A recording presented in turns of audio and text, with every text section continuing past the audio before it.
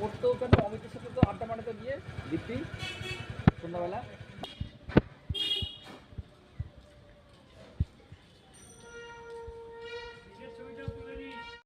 Theme মাথায় এলো কেন?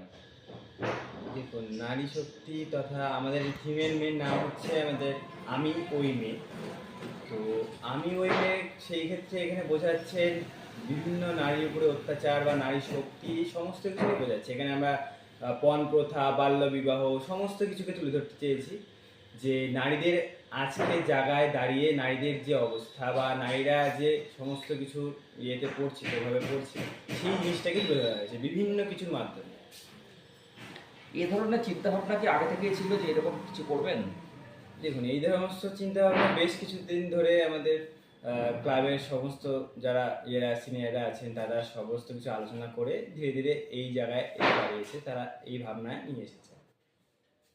এই কতদিন ধরে কাজ শুরু হয়েছে? আনুমানিক প্রায় 3 থেকে 3.5 মাস হয়ে গেল।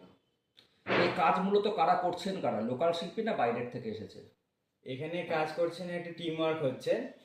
যেরকম আমি আমার টিম নিয়ে কাজ করছি, সাথে ঋতুপল দে, মানে আমার সাথে যারা কাজ করছেন, আমার নাম অরিত্র ভট্টাচার্য, উর্জশী সরকার, তারপর হচ্ছে সুচেতা ব্যানার্জি, অনুজ সান্যাল, মৌমিতা সাহা, স্নিগ্ধ, তবে শ্রেষ্ঠা, এরা সবাই মিলে আমরা বিভিন্নভাবে কাজ। এরা সবাই লোকাল শিল্পী? হ্যাঁ, সবাই লোকাল শিল্পী।